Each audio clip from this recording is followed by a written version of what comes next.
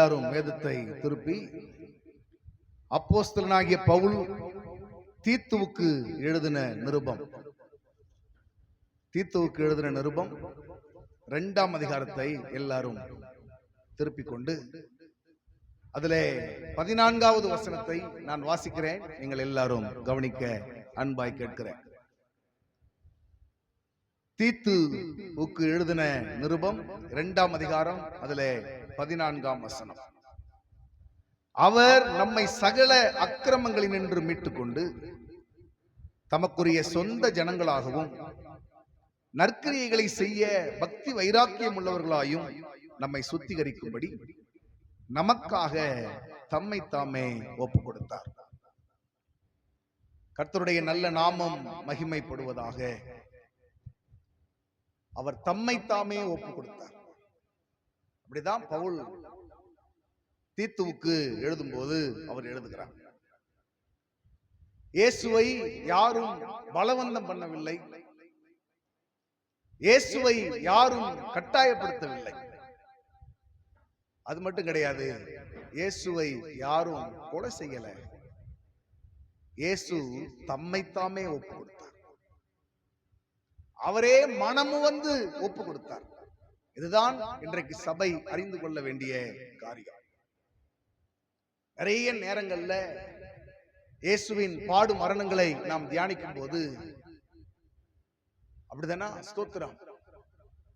இயேசு இப்படிப்பட்ட வழிகளில் எல்லாம் போனாரே, இப்படிப்பட்ட பாதைகளை எல்லாம் அவர் பார்த்திருக்கிறாரே, இப்படிப்பட்ட கஷ்டங்களை எல்லாம் அவர் அனுபவித்திருக்கிறாரே, அப்படி என்று இயேசுவின் மேல் பரிதாபப்படுகிறவர்கள் உண்டு. ஆண்டவருக்கு மகிமை உண்டாகட்டும். இயேசுவை யாரும் ஆமென் கொலை செய்யவில்லை. நம்ம அதை புரிந்து கொள்ள வேண்டும். அதே போல இயேசுவை யாரும் கட்டாயப்படுத்தவும் இல்லை.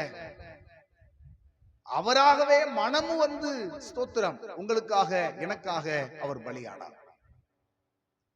பிலிப்பு சபைக்கு பவுல் எழுதும் போது சொல்லுகிறார், அவர் தேவனுடைய ரூபமாயிருந்தும் தேவனுக்கு சமமாயிருப்பதை கொள்ளையாடின பொருளாக எண்ணாமல் தம்மைத்தாமே வெறுமையாக்கி அடிமையின் ரூபம் எடுத்து மனுஷ சாயலானார்.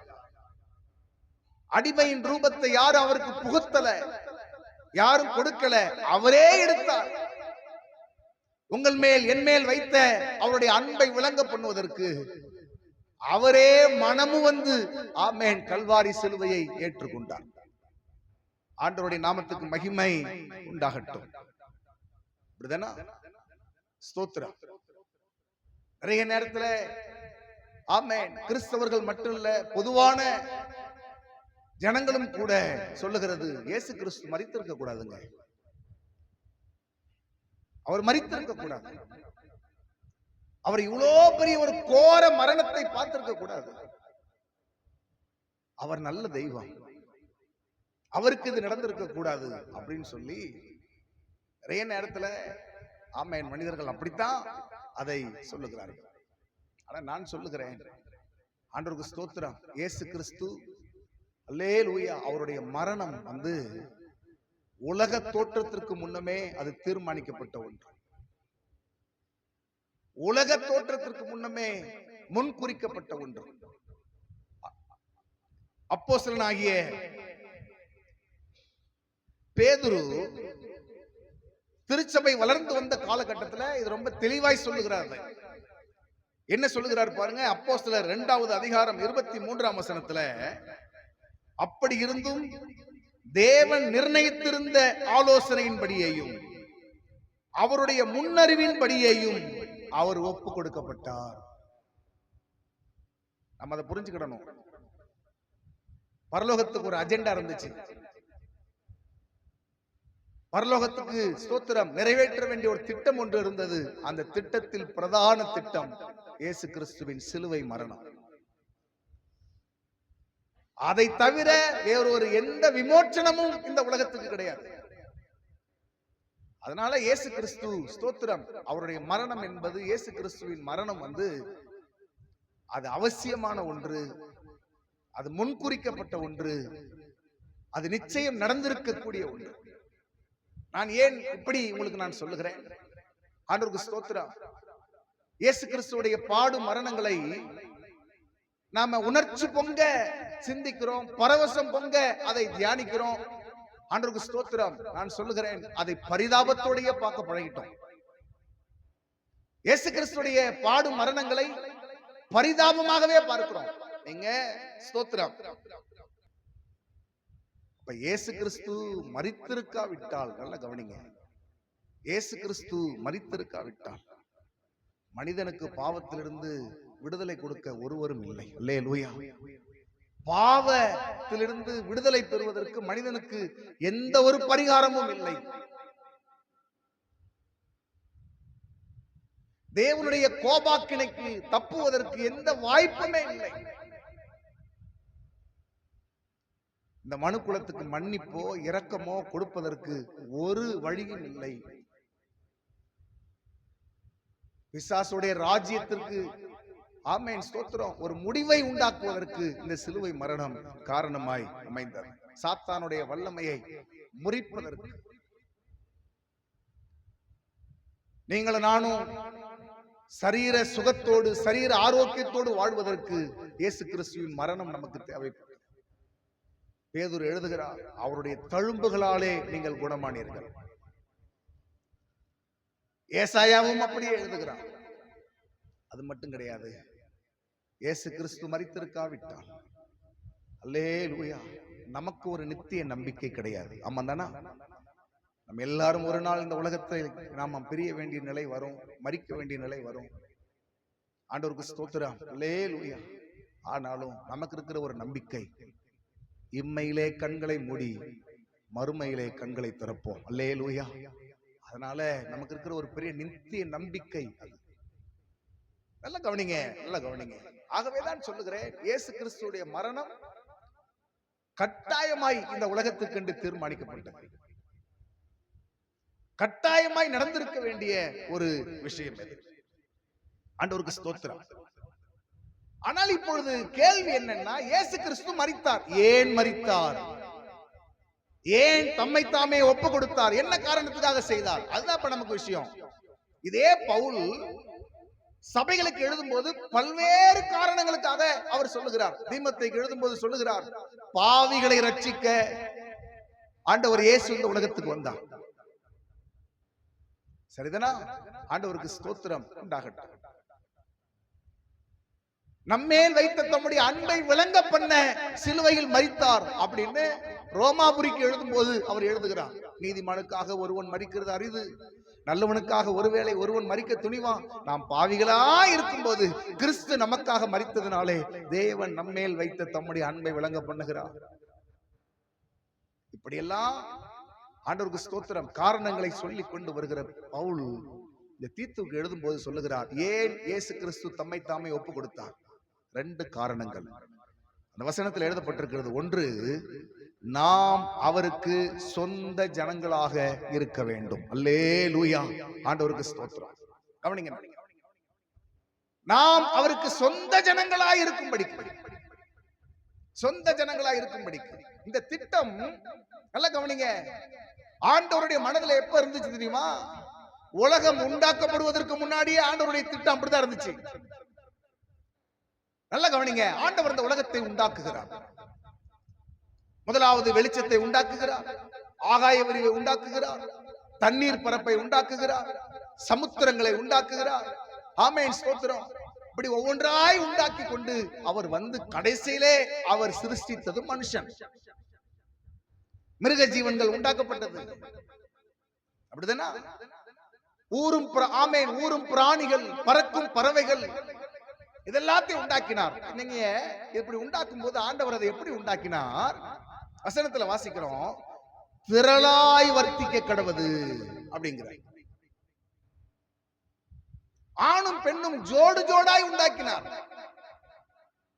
திரளாய் உண்டாக்கினார். சமுத்திரத்தின் மச்சங்களை திரளா உண்டாக்கினார், மிருக ஜீவன்களை திரளா உண்டாக்கினார், பறவைகளை திரளாய் உண்டாக்கினார். ஆனா மனுஷனை மட்டும் எப்படிதான் உண்டாக்குறாரு? தனி ஒருவனை உண்டாக்குகிறார். மல்கியா அந்த கேள்வி எழுப்புகிறார். மல்கியா தீர்க்கதரிசி, அவர் ஒருவனை அல்லவா படைத்தார், ஆவி அவரிடத்தில் பரிபூரணமாய் இருந்ததே. அப்படின்னா என்ன? நிறைய இருந்துச்சே வல்லமை. ஏன் ஒருவனை படைத்தார்? ஏன் ஒருவனை படைச்சாருன்னா அவரே பதில் சொல்றாரு, தேவ பக்தியுள்ள சந்ததியை பெரும்படிக்குத்தானே. அல்லேலூயா. சார் உங்களுக்கு சொல்லட்டுமா, இந்த உலகத்துல ஆதாமை உண்டாக்குவதற்கு முன்னாடி அவர் மனசுல இருந்தது என்ன தெரியுமா? இந்த பூமியில வாழ்கிற எல்லாரும் தேவ பக்தியுள்ள ஒரு பரிசுத்த சந்ததியாய் வாழ வேண்டும் என்பதுதான் அவருடைய விருப்பம். அல்லேலூயா. ஆனால் அந்த முதல் குடும்பம் தேவனுடைய திட்டத்துக்கு எதிராய் செயல்பட்டதுனாலே, ஆமென் ஸ்தோத்திரம், அந்த முதல் குடும்பம் கரைப்பட்டு போனது, கரைப்பட்டு போனது, தீட்டுப்பட்டது. அதனால பின் வந்த சந்ததிகள் எல்லாரும் கரைப்பட்டவர்களாகவே இந்த உலகத்தில் பிறக்கிறார்கள். நீங்களும் நானும் கரைப்பட்டவர்களாகவே இந்த உலகத்தில் பிறந்தோம். ஆண்டவருக்கு ஸ்தோத்திரம்.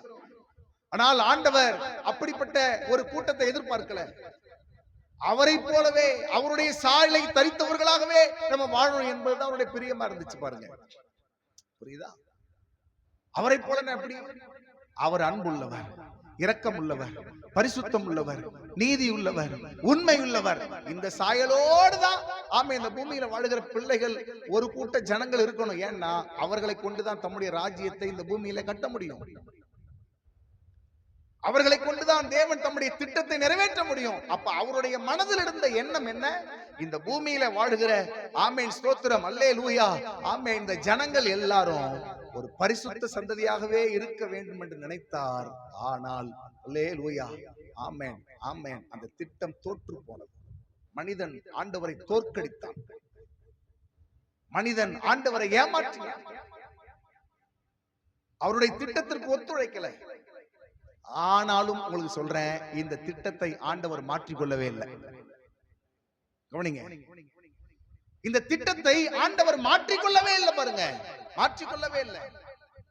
ஆண்டவருக்கு ஸ்தோத்திரம் அல்லேலூயா. அவருடைய மனதிலே ஆமென் ஸ்தோத்திரம் என் நாமம் தரிக்கப்பட்ட ஒரு ஜன கூட்டம் இந்த பூமியில இருந்தே ஆகணும். ஏன்னா அப்பொழுதுதான் அவர்களை கொண்டு அவருக்கு சித்தமானதை பரமண்டலத்தில் அவர் சித்தம் செய்யப்படுகிறது போல பூலோகத்திலேயும் அவருடைய சித்தம் செய்யப்பட வேண்டுமானால் அவருடைய நாமம் தரிக்கப்பட்ட ஒரு கூட்ட ஜனங்கள் வேணும். அல்லேலூயா. அவருடைய சாயலை அணிந்திருக்கிற ஒரு கூட்ட ஜனங்கள் வேண்டும். உலகம் பொல்லாங்கனுக்குள் தான் கிடக்குது, அதை பத்தி அவருக்கு கவலை கிடையாது. இந்த பொல்லாங்கனுக்குள் கிடக்கிற இந்த உலகத்துல தம்முடைய நாமத்தை பற்றும் தமக்கு சொந்தமான ஒரு கூட்ட ஜனத்தை ஆண்டவர் ஏற்படுத்த விரும்பினார். அப்போ வேற வழியே கிடையாது. ஆண்டவருக்கு ஸ்தோத்திரம் அல்லேலூயா. இந்த சூழ்நிலையில் தான் நம்முடைய குமாரன் இயேசுவை இந்த பூமிக்கு தேவன் அனுப்புகிறார். அவருடைய நாமத்தின் மேல் யார் யாரெல்லாம் விசுவாசம் வைத்தார்களோ, அவருடைய நாமத்தின் மேல் யார் யாரெல்லாம் நம்பிக்கை வைத்தார்களோ, ஆண்டவருக்கு ஸ்தோத்திரம் அல்லேலூயா ஆமென், யார் யாரெல்லாம் நம்பிக்கை வைத்தார்களோ ஆமென், அவர்கள் எல்லாரும் தேவனுடைய பிள்ளைகளாய் மாறினார்கள். அவர்கள் எல்லாரும் தேவனுடைய ஜனங்களாய் மாறினார்கள். நீங்களும் நானும் அப்படித்தான். இயேசு அறிந்த குடும்பங்களில் நாம் பிறக்கல. நம்முடைய முன்னோர்கள் ஆமென் ஸ்தோத்திரம் இயேசுவை அறிந்த தலைமுறையிலிருந்து வரவில்லை. ஆனா ஆமென் ஸ்தோத்திரம் அவருடைய நாமத்தின் மேல் நாம் வைத்த விசுவாசம், நம்மேல் அவர் வைத்த இரக்கம், நம்மேல் அவர் வைத்த கிருபை அல்லேலூயா ஆமென் ஸ்தோத்திரம் நாம் அவருக்கு சொந்தமான ஜனங்களாய் மாறி போனோம். அல்லேலூயா ஆண்டவருக்கு ஸ்தோத்திரம். அதுதான் இன்னைக்கு சபைகளாய் பார்க்கிறோம், திரள் திரளாய் பார்க்கிறோம். அவரை ஆராதிக்கிற, அவரை சேவிக்கிற ஒரு சந்ததி, அவருக்கு சொந்தமான ஜனமாய் வாழ்ந்து கொண்டிருக்கிற ஒரு தலைமுறை. ஆண்டவருக்கு ஸ்தோத்திரம். சரி, இது ஒரு காரணம். இரண்டாவது ஒரு காரணம் இருக்கிறது. அவர் எழுதுகிறார் அங்கே, எதற்காக இயேசு தம்மை தாமே ஒப்பு கொடுத்தார்? தீத்து 2:14 சொல்லப்பட்டிருக்கு. ஒன்று, தம்முடைய சொந்த ஜனமாய் இருப்பதற்கு அவர் தெரிந்து கொண்டார். இரண்டாவது எதுக்கா? நற்கிரியைகளை செய்வதற்கு. வாசிங்க, பக்தி வைராக்கியம் உள்ளவர்களாக இருக்கும்படிக்கு. போதும். ஆண்டவருக்கு ஸ்தோத்திரம். நல்லா கவனிங்க, இயேசு ஏன் மரித்தார்? நான் உங்களுக்கு திரும்பவும் சொல்றேன், இயேசு கிறிஸ்துவின் பாடு மரணத்தை பார்த்து நீங்க வெறும் பரிதாபப்பட்டு கடந்து போவது அல்ல. ஐயோ இப்படி நடந்து விட்டதேன்னு வழக்கமா அழுறதை விட ஸ்தோத்திரம் கூடுதலா கொஞ்ச நேரம் அழுது நம்முடைய அன்பை வெளிப்படுத்துவது அல்ல. அல்லேலூயா. அந்த தியாகத்துக்கு, அந்த தியாக பிரபு நமக்காக தம்முடைய ஜீவனை கொடுத்தார். அதனாலதான் நம்ம வாழுகிறோம். நான் அதை குறைத்து மதிப்பிடவில்லை. ஆனா அவர் மரித்ததற்கு ஒரு நோக்கம் இருக்கிறது. தம்மை தாமே ஒப்பு கொடுத்ததுக்கு ஒரு நோக்கம் இருக்குது. முதலாவது சொல்லப்பட்டிருக்கிறது, தமக்கு சொந்தமான ஜனமாய் நீங்களும் நானும் இருக்கணும். இப்ப நம்ம ரட்சிக்கப்பட்டுட்டோம். அடுத்த ஆமென் ஒரு நிலை என்ன? நாம் நற்கிரியைகளை செய்வதற்கு ஆமென் பக்தி வைராக்கியம் உள்ளவர்களாய் இருக்க அவர் விரும்புகிறார். நல்லா கவனிங்க. இயேசு கிறிஸ்து உடைய மரணத்திற்கு இன்னொரு நோக்கம், நீங்களும் நானும் அவருக்கு நற்கிரியை செய்கிறவர்களாய் கர்த்தருக்கு ஸ்தோத்திரம் உண்டாகட்டும். அதைத்தான் நான் திரும்ப திரும்ப சொல்லிக் கொண்டிருக்கிறேன். காலையில் நடந்த 2 ஆராதனையிலையும் நான் சொன்னேன், நீங்கள் வெறும் பரிதாபத்தோடு நிறுத்திக் கொள்ளாதீர்கள். வெறும் பரிதாபத்தோடு நிறுத்திக் கொள்ளாதுங்க. ஆமாவா இல்லையா? ஆண்டவருக்கு ஸ்தோத்திரம். இயேசு கிறிஸ்துடைய மரணம் நமக்குள்ள ஒரு தாக்கத்தை ஏற்படுத்தணும். வருஷம் தானங்க வருது குட் ஃப்ரைடே சர்வீஸ், வருஷம் தானங்க வருது ஈஸ்டர் சண்டே. ஸ்தோத்திரம். நான் சொல்றேன், வருஷம் வந்தாலும் ஒவ்வொரு முறையும் அல்லேலூயா இயேசு கிறிஸ்துவின் பாடு மரணங்களையோ உயிர்த்தெழுதலையோ அவருடைய பிறப்பையோ அவருடைய ஊழியங்களையோ நாம் சிந்திக்கும் போது அது நமக்குள்ள ஒரு பெரிய தாக்கத்தை ஏற்படுத்தும். இந்த தாக்கத்தை ஆமென் பெற்றுக் கொண்டவர்கள் தான் தேசங்களுக்கு கடந்து மிஷனரிகளா போனாங்க. நல்ல கவனிங்க. இந்த தாக்கம் அநேக மிஷனரிகளுக்குள் இருந்ததுனாலதான் நிறைய பேர் அவர்கள் போய் ஊழியம் செய்த இடங்களிலே அவர்கள் உபத்திரவப்பட்டு செத்து போனார்கள். தலைகள் வெட்டப்பட்டு செத்து போனார்கள். சொந்த குடும்பத்தில் உள்ளவர்கள் மரித்து அதை சொந்த கைகளினாலே அடக்கம் பண்ணி ஸ்தோத்திரம் காலங்களை முடித்தாங்க. தேவராஜ்யத்துக்காக நிறைய நஷ்டங்கள் அனுபவிச்சாங்க. இதெல்லாம் எதுக்காகங்கிறீங்க? ஆமென் அல்லேலூயா. கிறிஸ்துவின் அன்பினால் ஏற்பட்ட ஒரு தாக்கம். இந்த புனித வெள்ளி ஆராதனை கர்த்தருக்கு ஸ்தோத்திரம் அல்லேலூயா. இந்த நாளிலே இந்த பாடு மரணங்களை சிந்திக்கும் போது ஆண்டவரே, எனக்குள்ள ஒரு தாக்கம், எனக்குள்ள ஒரு மாற்றம், எனக்குள்ளே ஆமென் ஸ்தோத்திரம் அல்லேலூயா ஆமென் ஒரு உந்துதல் எனக்குள்ளே உண்டாகி நான் உமக்கு பிரியமாய் வாழ உம்முடைய சித்தத்தை செய்ய சொல்லப்பட்டிருக்கிறது. நற்கிரியைகளை செய்ய பக்தி வைராக்கியம் உள்ளவர்களாக எழும்புங்கள். நற்கிரியைகளை செய்வதற்கு ஸ்தோத்திரம் பக்தி வைராக்கியம் உள்ளவர்களாய் நீங்கள் மாறுவதற்கு என்னை சேர்த்துக் கொண்டு சொல்றேன், நாம் மாறுவதற்கு தான் இயேசு கிறிஸ்து தம்மை தாமே ஒப்பு கொடுத்தார். இயேசு கிறிஸ்துடைய மரணம் நிறைய பேருக்குள்ள நிறைய தாக்கத்தை ஏற்படுத்தினது, ஏற்படுத்திச்சு. அது நிறைய நேரத்துல நல்லதாகவும் முடிந்தது, கெட்டதாகவும் முடிந்தது. புரியுதா உங்களுக்கு? சீஷர்கள் இயேசு எங்க போனாலும் போயிட்டு இருந்தாங்க. அதுல பேதுரு கேட்க வேண்டாம், நம்ம அப்படிதானா? எப்பவுமே பாருங்க, அவர் தனித்து தன்னுடைய கருத்துக்களை சொல்லுவார் இல்லையா? உங்களுக்கு சொல்லியிருக்கிறேன் நிறைய நேரங்கள். எல்லாரும் சும்மா இருப்பாங்க. ஆண்டவரே வருகிறது நீரே, ஆனால் நானும் கடலில் இறங்கி வர கட்டளையிடும். நடந்தான். ஆண்டவர் சொன்னதுனால நடந்தான். காற்றை பார்த்ததுனால முங்கி போனான். ஆண்டவருக்கு எல்லாரும் சும்மா இருப்பாங்க. ஆண்டவரே இது உமக்கு நடக்க கூடாது, நீர் மரிக்க கூடாது. மத்தேயு 16ஆம் அதிகாரத்துல இல்ல இயேசு சொன்னார், எனக்கு பின்னாக போய் சாத்தானே, தேவனுக்குரியவைகளை விட்டு விட்டு மனிதருக்குரியவைகளை சிந்திக்கிறானே. இயேசு கால்களை கழுவி கொண்டு வருகிறார். 11 பேர் சும்மா இருக்கான். உடனே இவரு, நீர் என் கால்களை கழுவலாமா? நான் உங்களுக்கு சொல்லியிருப்பேன், இவன் கால்கிட்ட வரும்போது சொல்ற பேதுரு, அதோ மத்தேயு காலை பிடிக்கும் போது சொல்லிருக்கலாம்ல, ஆண்டவர் எங்க காலை நீங்க பிடிக்கலாமான்னு. ஹீரோயிசம். உங்களுக்கு புரியுதா இல்லையா? இப்ப இயேசுவும் கெத்செமனே தோட்டத்துல அப்படிதான் சொல்றாரு, எப்பா கொஞ்ச நேரத்துல என்னை கைது செய்ய போறாங்க, நான் பிரதான ஆசாரியர்கள் கையில ஒப்பு கொடுக்கப்படுவேன், நான் மிகுந்த பாடுகளை அனுபவித்து மரிக்க போகிறேன், நீங்கள் கலங்கிறாதீங்க, நீங்கள் தேவனுடைய சித்தத்தை செய்யுங்க, தேவனுக்கு பிரியமானதை செய்யுங்க. இப்ப சொல்லிட்டே இருக்கும்போது எல்லாம் வருத்தத்தோட கேட்கும் போது பேதுரு மட்டும் சொல்றாரு, ஆண்டவரே உம்மி நிமித்தம் இவங்க 11 பேரும் இடரல் அடைந்தாலும் நான் இடரல் அடைய மாட்டேன், உங்க கூடவே இருப்பேன். அவர் சொன்னது போலவே கைது செய்யப்படுகிறார். ஆமென் ஸ்தோத்திரம் அல்லேலூயா. அவர் கைகளிலே விலங்கு மாட்டப்படுகிறது. அவரை இழுத்து கொண்டு போகிறார்கள். மார்க் எழுதுகிறார் 14ஆம் அதிகாரம் 50ஆம் வசனத்துல, எல்லாரும் ஆமென் அவரை விட்டு ஓடி போனார்கள். இயேசு தனித்து விடப்பட்டார். இயேசு தனித்து விடப்பட்டார். புரியுதா?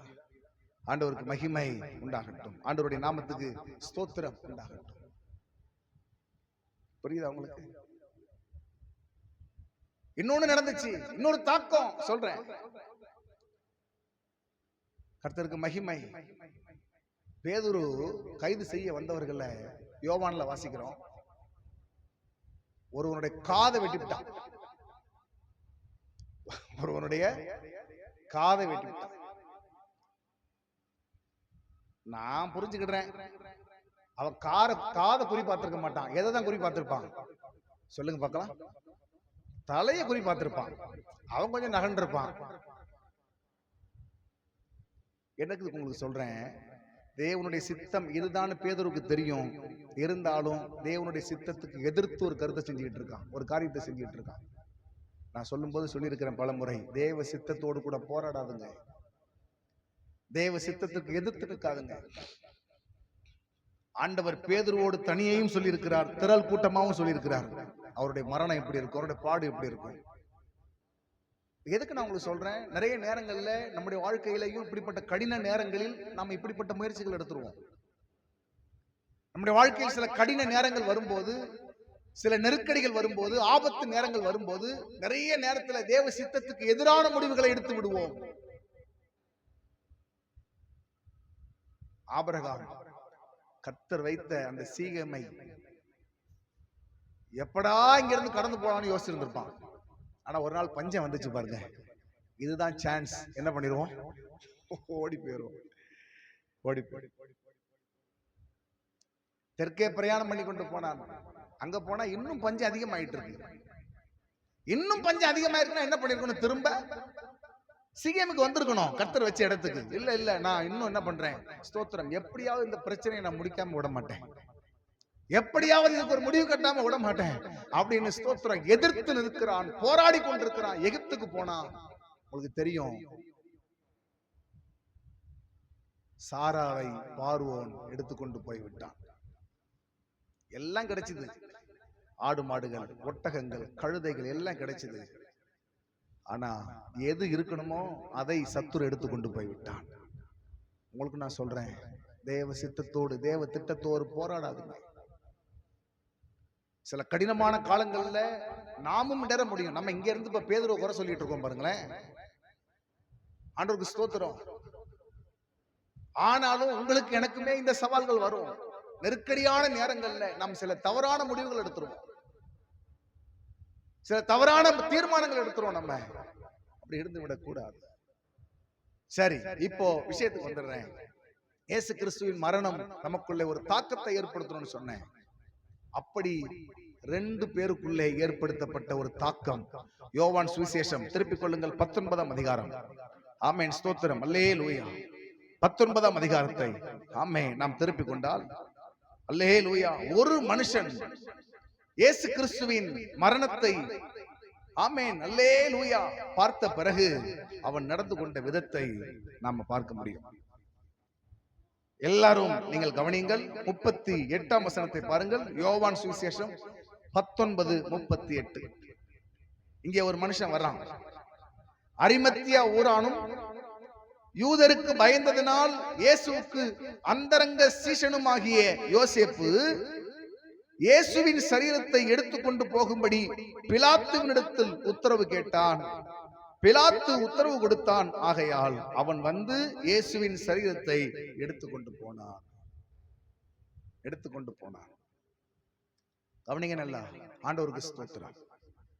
நான் சொன்னேன், இயேசு கிறிஸ்துவின் மரணம் நிறைய பேருக்குள்ள நிறைய தாக்கத்தை ஏற்படுத்துச்சு. இயேசுவை காவல் காத்து கொண்டிருந்தவர்கள் அதுவரைக்கும் இயேசுவை நம்பல. ஆனால் இப்பொழுது திரைசீலை ஆமென் ஸ்தோத்திரம் மேலே இருந்து கீழே வரைக்கும் கிழிகிறது. பார்த்துட்டு ஆச்சரியப்பட்டு இவர்கள் மெய்யாகவே தேவனுடைய குமாரன் அப்படின்னு இயேசுவை விசுவாசித்தார். இப்படி ஆமேன் நிறைய பேருக்குள்ள நிறைய மாற்றம். அதில் ஒருவனை சொல்லுகிறேன், அவன் பேர்தான் ஆமேன் யோசேப்பு. அவனுடைய ஊர் அரிமத்தியா என்று எழுதப்பட்டிருக்கிறது. சரி, இவனை பற்றி மற்ற சுவிசேஷங்கள்ல என்ன எழுதப்பட்டிருக்கிறது? மத்தேயு எழுதும் போது எழுதுகிறார் 27:57 இவன் ஒரு ஐஸ்வர்யவான். கவனிங்க, நான் சொல்றது கவனிங்க. ஸ்தோத்திரம். இவன் ஒரு பெரிய பணக்காரனா இருந்திருக்கிறான் பாருங்க. ஒரு பெரிய பணக்காரனா இருந்திருக்கிறான், பெரிய ஐஸ்வர்யவானா இருந்திருக்கிறான். புரியுதா உங்களுக்கு? ஆண்டவருக்கு ஸ்தோத்திரம். பிறகு மார்க் எழுதும் போது எழுதுகிறார், யூதர்களுடைய ஆலோசனை சங்கத்துல ஒரு பிரதானமான ஆலோசனைக்காரனா இருந்திருக்கிறான். யூதர்களுடைய பிரதான ஆமென் ஸ்தோத்திரம் ஆலோசனை சங்கத்துல 70 பேர் இருப்பாங்க. அந்த 70 பேரும் சேர்ந்து முடிவெடுக்கிறது தான் அன்னைக்கு சட்டமா இருக்கும். அந்த 70 பேர் எடுக்கிற தீர்மானங்கள் தான் யூத சமுதாயத்துல சட்டமா கொண்டு வரப்படும். ஆண்டவருக்கு ஸ்தோத்திரம். அல்லேலூயா. இப்படி இருந்த இந்த ஆலோசனை சங்கத்துல பிரதானமான ஒரு கணம் பொருந்தின மனுஷனாய் இருந்தவன் இந்த அரிமத்தியா ஊரானாகிய யோசேப்பு. லூக்கா எழுதும் போது 23:50 எழுதுகிறார், அவன் உத்தமனும் அவன் நீதிமானும். ஆண்டவருக்கு ஸ்தோத்திரம். அல்லேலூயா. அது மட்டும் கிடையாது, தேவனுடைய ராஜ்யம் வருவதற்கு காத்து கொண்டிருந்தான். இன்னும் லூக்கா தொடர்ந்து எழுதுகிறார், ஆண்டவருக்கு ஸ்தோத்திரம், யூதர்களுடைய ஆலோசனைகளுக்கும் செய்கைக்கும் ஒருபோதும் சம்மதிக்காத ஒரு ஆளா இருந்தாங்க. யூதர்களுடைய எந்த செய்கைக்கு இவருக்கு பிடிக்கல.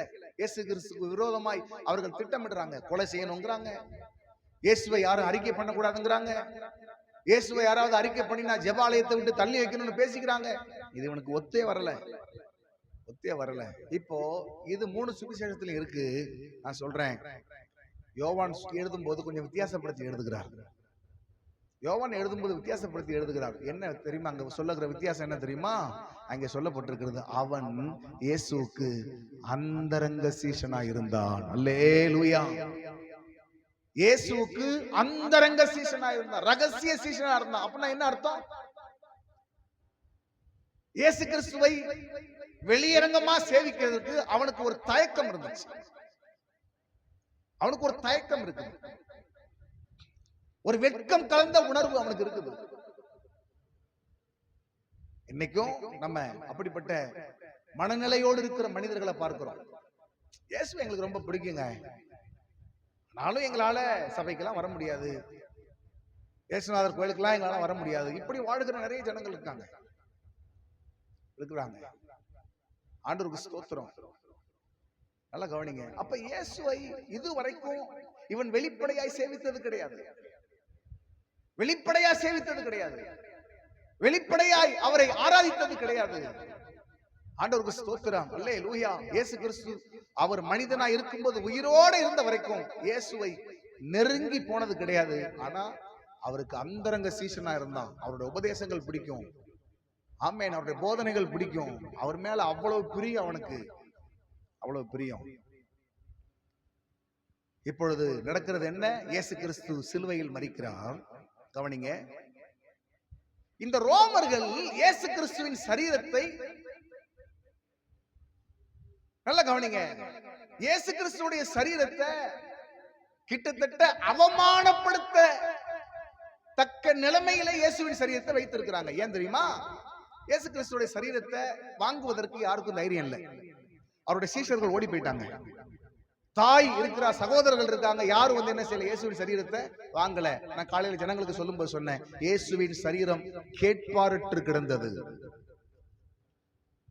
இயேசுவின் சரீரம் கேட்பாரற்று கிடக்கிறது. இந்த நிலைமை ஏன்னா, சிலுவையிலே ஒருவர் மரிக்கிறாருன்னா உலகத்திலே பெரிய பாவி அவர்தான் அப்படிங்கிற ஒரு கருத்து அன்னைக்கு இருந்துச்சு. பெரிய பாவி, மன்னிக்கவே முடியாத ஆளதான் சிலுவை மரணத்தில் வைத்து கொலை செய்வார்கள். ரோமர்கள் கண்டுபிடித்த சிலுவை மரணம் அது. அதனால இயேசு கிறிஸ்துவின் சரீரம் கேட்பாரற்று கிடக்கு, யாரும் வாங்கல. நல்லா கவனிங்க.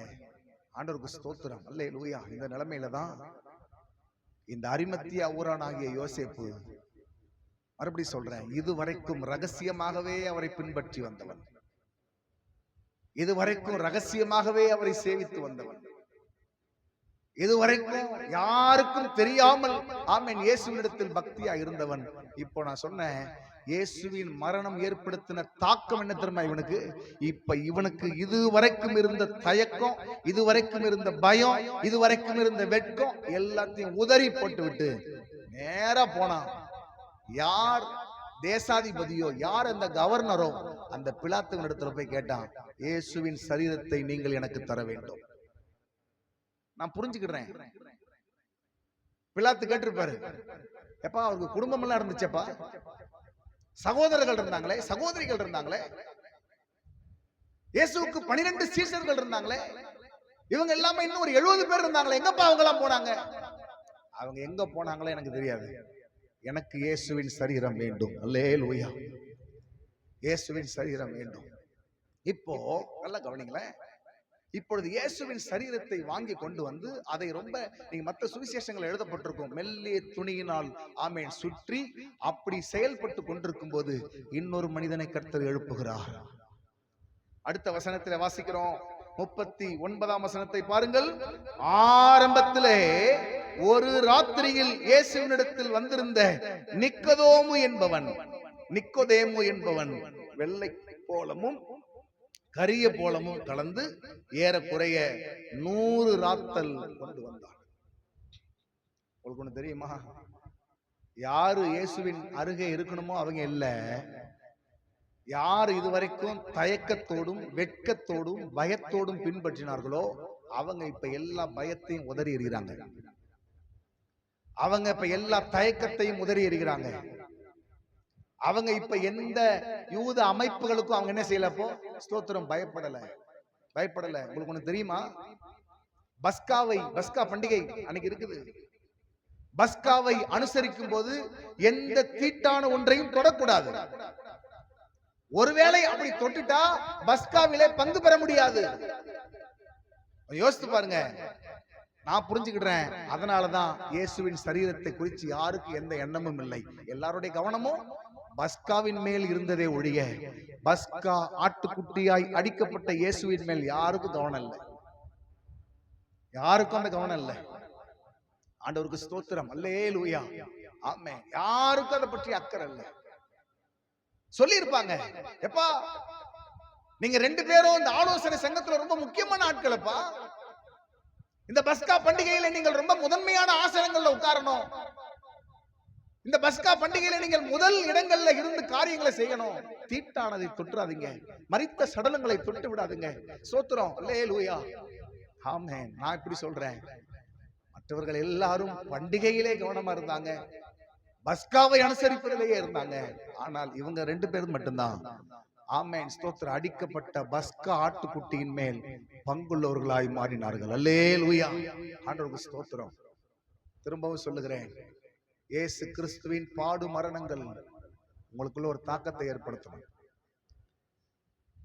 ஆண்டவருடைய சித்தத்தை செய்ய எனக்கு ஆசை, ஆண்டவருடைய விருப்பத்தை செய்ய ஆசை. ஆனா என் குடும்பத்துக்காக நான் யோசிச்சுட்டு இருக்கேன், என் சமுதாயத்துக்காக யோசிச்சுட்டு இருக்கேன், என் சொந்தக்காரங்களுக்காக நான் யோசிச்சுட்டு இருக்கேன்.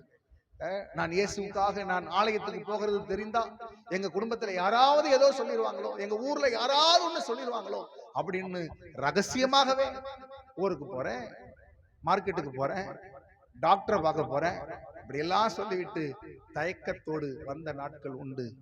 நான் உங்களுக்கு சொல்றேன், எல்லா தயக்கங்களிலிருந்தும் எல்லா வெட்கங்களிலிருந்தும் நீங்கள் வெளியே வாருங்கள். இயேசு கிறிஸ்துடைய பாடு மரணம் நான் சொன்னேன் ஒரு தாக்கத்தை நமக்குள்ள ஏற்படுத்தணும். ஆண்டவருடைய நாமத்துக்கு ஸ்தோத்திரம் உண்டாகட்டும். அல்லேலூயா. ஆண்டவருக்கு ஊழியம் செய்கிறதில் தயக்கம், ஆண்டவருக்கு ஊழியம் செய்கிறதில் வெட்கம் இல்லையா? சுவிசேஷம் அறிவிக்கிறதில் வெட்கம், ஆத்தும ஆதாயம் செய்கிறதில் தயக்கம். ஆலயத்துக்கு வருகிறேன் என்று ஆட்கள் சொல்லும் போது ஸ்தோத்திரம், நாங்க சபைக்கு வர ஆட்கள் நீங்க சொல்லிக்கிடாதீங்க, எங்க குடும்பத்துக்கு தெரிஞ்சா பிரச்சனை, எங்க ஊருக்கு தெரிஞ்சா பிரச்சனை, எங்க உறவினர்களுக்கு தெரிஞ்சா பிரச்சனை, வேண்டாம்.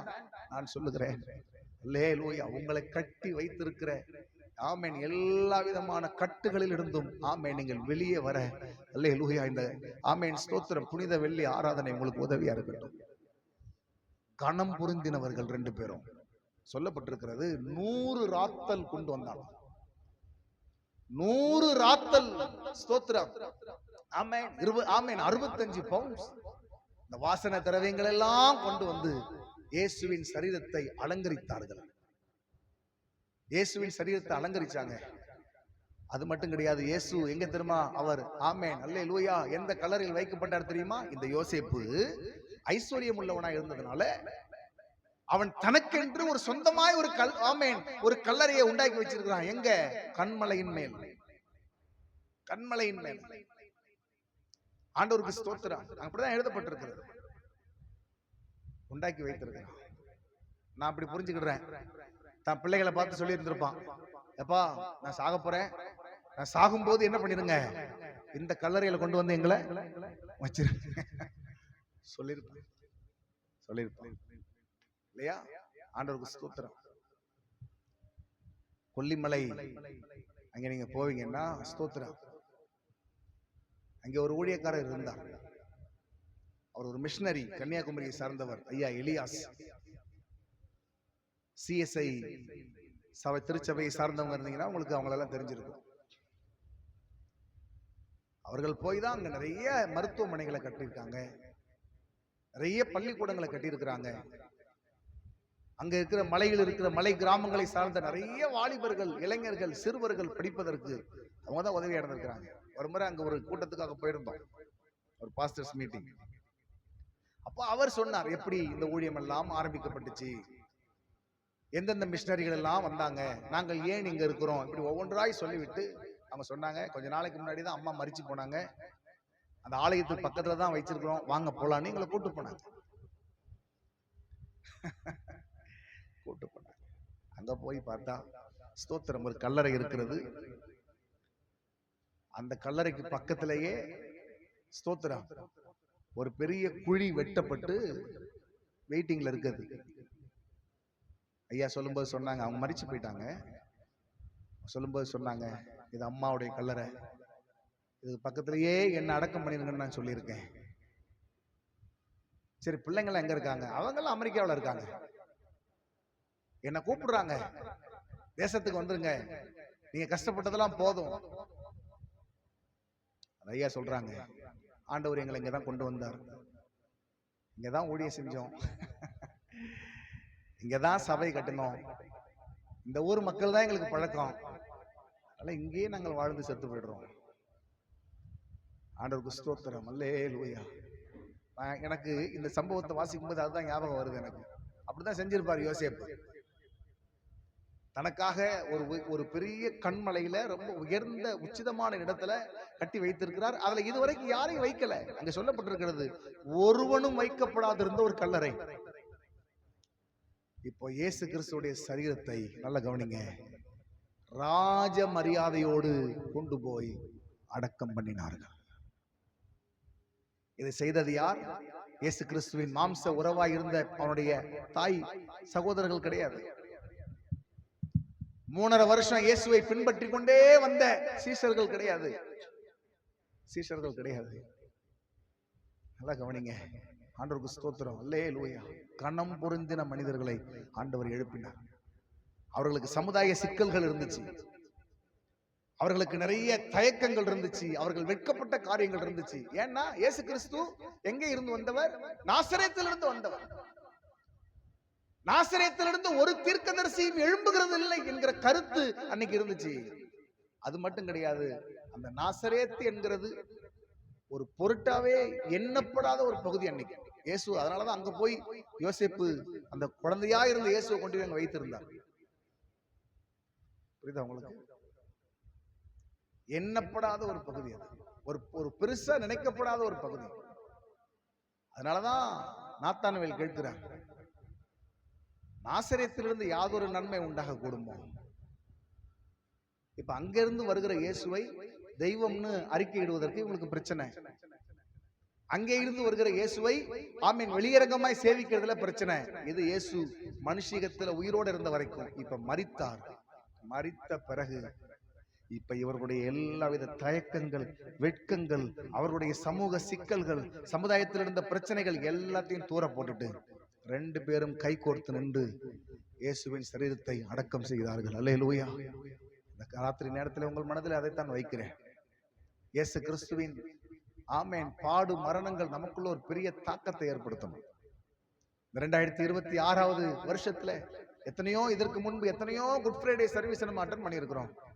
கிறிஸ்துவின் பாடு மரணங்கள் நமக்குள்ள எப்படிப்பட்ட மாற்றத்தை உண்டாக்குகிறது, எப்படிப்பட்ட மாற்றத்தை உண்டாக்குது, எப்படிப்பட்ட தீர்மானங்கள் எடுக்க வைக்க போகுது நம்மள. ஆமென், ஸ்தோத்திரம். இனி வரும் காலங்களில் இயேசுவுக்காக நாம் எதை செய்ய போகிறோம்? எல்லாரும் எழும்பி நிற்கலாம், எல்லாரும் எழும்பி நிற்கலாம். கண்களை மூடி ஆண்டவரே இயேசுவின் நாமத்தில் அல்லேலூயா, அல்லேலூயா, அல்லேலூயா, அல்லேலூயா. ஆமென், ஆமென், ஆமென். அல்லேலூயா, ஸ்தோத்திரம். ஜி மைனர் கொடுங்க. ஜி மைனர்ல லவ் சாங், லவ் சாங்.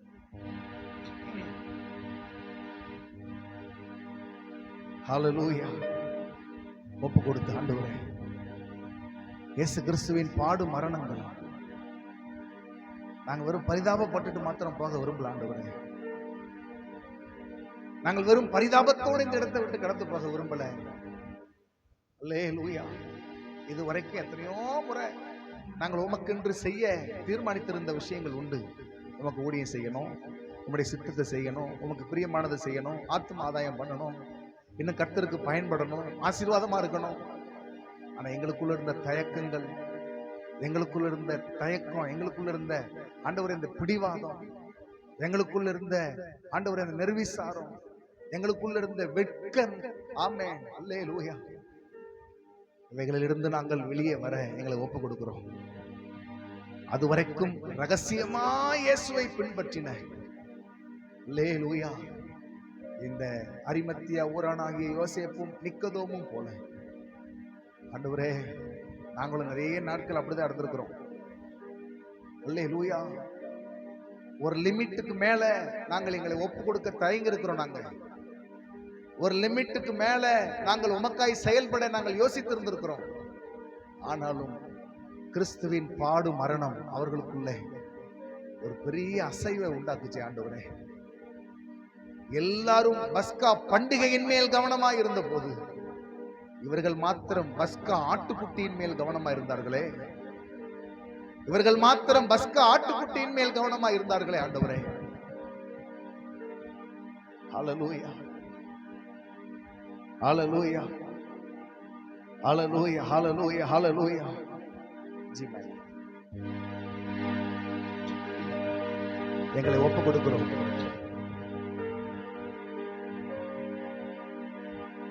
ஹல்லேலூயா. செந்நீர குருதி சிரசினில் வடிய, செந்நீர குருதி சிரசினில் வடிய, பாதை காணாது கண்களை மறைக்க, கற்களும் இடர கால் தடுமாற, தூக்கி நடந்தார் வேதனையார். கற்களும் இடர கால் தடுமாற, தூக்கி நடந்தார் வேதனையார். சிலுவை மரம் தூக்கி கொல்கோதா சிகரமதில், சிலுவை மரம் தூக்கி சிகரமதில், பாவத்தை போக்க பாரத்தை சுமந்து ஏறுகின்றார் தள்ளாடியே.